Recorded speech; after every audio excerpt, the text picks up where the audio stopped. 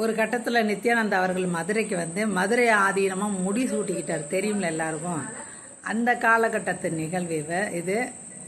அவங்க நிறைய விளக்கங்கள் சொல்கிறாங்க, அதை கொஞ்சம் கவனிங்க என்னன்ட்டு. அவருக்கும் எனக்கு சொத்து தகராறாகும் வயல் உறப்பு இல்லவே இல்லை. அவர் ஒரு பாலியல் குற்ற வழக்கிலே பெங்களூர் நீதிமன்றத்திலிருந்து ஜாமீன் பெற்று வெளியில் இருக்கிறார். ஒரு கிரிமினல் குற்றவாளியாகத்தான் அவர் இருக்கிறார். அந்த வழக்கிலே அவருக்கு இன்னும் தீர்ப்பு வரவில்லை, ஜாமீனில் வெளியிருக்கிறார்.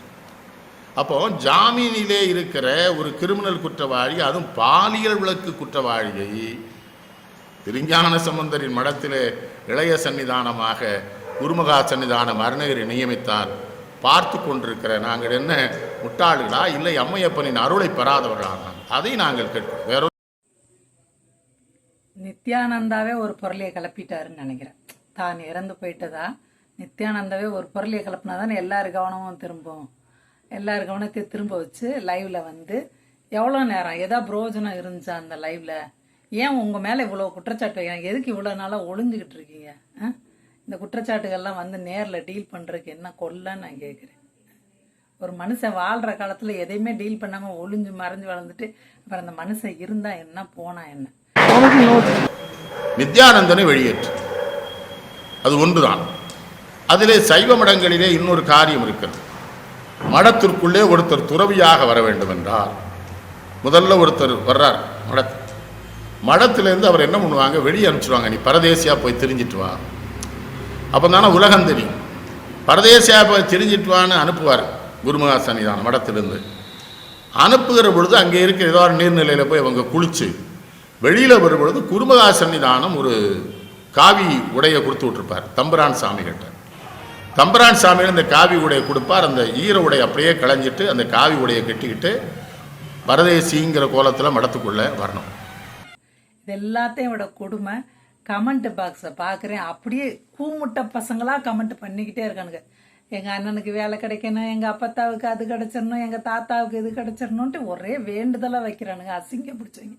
இங்கே நம்ம தமிழ்நாட்டில் கோயிலே இல்லையாடா உங்களுக்கு? நித்யானந்தா தான் உங்களுக்கு சாமியாக தெரிகிறாரா? காசு இருக்கிறவன்லாம் உங்களுக்கு சாமியாக தெரிகிறானா அப்படின்னு எனக்கு அவ்வளோ எரிச்சல். ஆன்மீக சிந்தனையே துளி கூட இல்லாத ஒரு பேராசக்காரனுக்கு மட்டும்தான் இந்த மாதிரி ஆளுக்களை வந்து தலையில் வச்சு கொண்டாடன்னு தோணும்.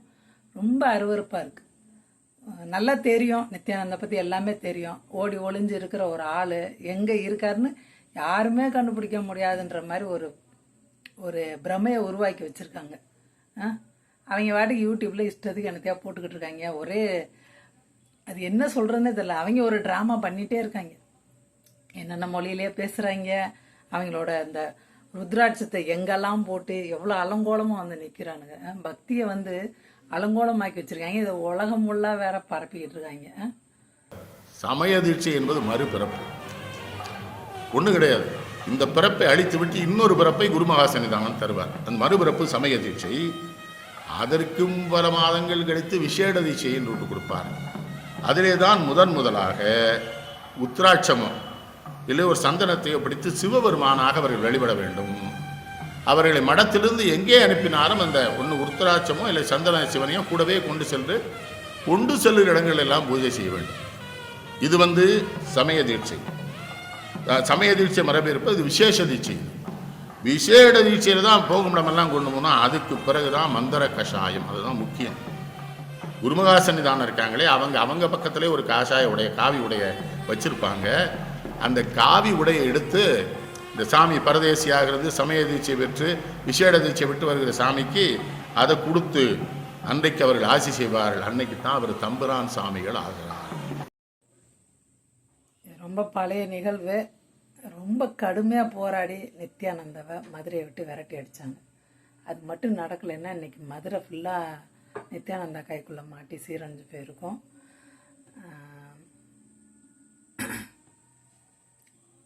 இப்படியே இருந்துட்டா கூட பரவாயில்ல. நித்யானந்தைய வந்து யாருமே பிடிக்காம கேள்வி கேட்காம என்ன வேணால் பண்ணட்டும். எப்படி இன்னும் வசூல் ஏற்கனவே நிறைய பணம் சேர்த்து வச்சுருக்காப்புல. அது வந்து மக்களுக்கு போய் சேர போகிறதில்ல, அரசாங்க கஜானாக்கு போக போகிறதில்ல, கூட இருக்கிறவங்க திங்க போகிறாங்க. இன்னும் என்ன இவங்க வசூல் பண்ணிக்கிட்டே இருக்காங்க. நான் அதை பண்ணுறேன் இதை பண்ணுறேன்னு சொல்லி இதுலேயே ஜிபே நிறைய பண்ணிகிட்டு இருக்காங்க. அந்த வீடியோ இடையில பார்க்குற யூடியூப்பில் பார்த்தீங்கன்னா கமெண்ட்லாம் ஜிபே பண்ணுறதுலாம் தெரியுது. இது சும்மா கண் துடைப்பு. தெரியாமல் எவன் எவ்வளோ காசு அனுப்பிக்கிட்டு இருக்கான்னு நமக்கு தெரியாது. ஒரு ஏழைக்கு வந்து இறங்க மாட்டானுங்க. இந்த மாதிரி போலிச்சாமியாக இருக்குன்னா காசு கொடுக்குறதுக்கு நான் நின்று போட்டி போட்டு அலைவானுங்க. என்னடா தொலைகிறேங்க. என்னால் இது பழைய விஷயத்தை திருப்பி ஞாபகப்படுத்தணுமேன்றக்காண்டி நான் காப்பிரைட் வருமானு கூட தெரியலை. ஒரு துணிச்சல் தான், நல்ல விஷயத்தை பரப்பி விடுவோம் அப்படின்னு. சாயம் அதுதான் முக்கியம். குருமகா சன்னிதானம் இருக்காங்களே அவங்க பக்கத்திலே ஒரு காஷாய உடைய காவி உடைய வச்சிருப்பாங்க.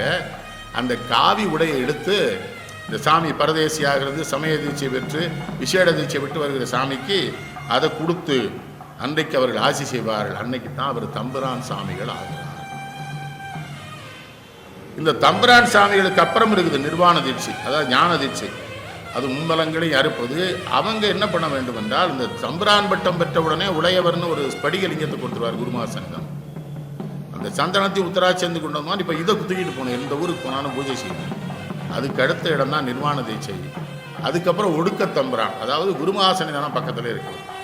ஆனால் இந்த தம்புரானுக்கு வர்றாங்க இல்லையா, உடையவரையும் ஸ்படிகலிங்கம் வாங்கி பூஜை பண்ணுற இடத்துக்கு வருகிற பொழுது அவர்களை இளைய சன்னிதானமாக ஆக்கலாம். எந்த மடத்துலையும் இதில் ஏதாவது நித்யானந்தம் பண்ணியிருக்கானோ, நெற்றி நிறைய திருநீர் பூசியிருக்கானாங்க, இந்த முறையில் பரதேசி ஆகியிருக்கானா, அப்புறம் சமய தீட்சை பெற்றிருக்கானா, விசேட தீட்சை பெற்றிருக்கிறானா, மந்திர கஷாயம் வாங்கியிருக்கானா, தம்புரானா, அதுக்கு பிறகு நிர்வாண தீட்சை, ஞான தீட்சை, ஒடுக்கத்தம்புரான், அது வேற விஷயம். அவன் தம்புரான் ஆனாலே போது இளைய சன்னிதானம். இது ஒன்றுமே ஆகலையே.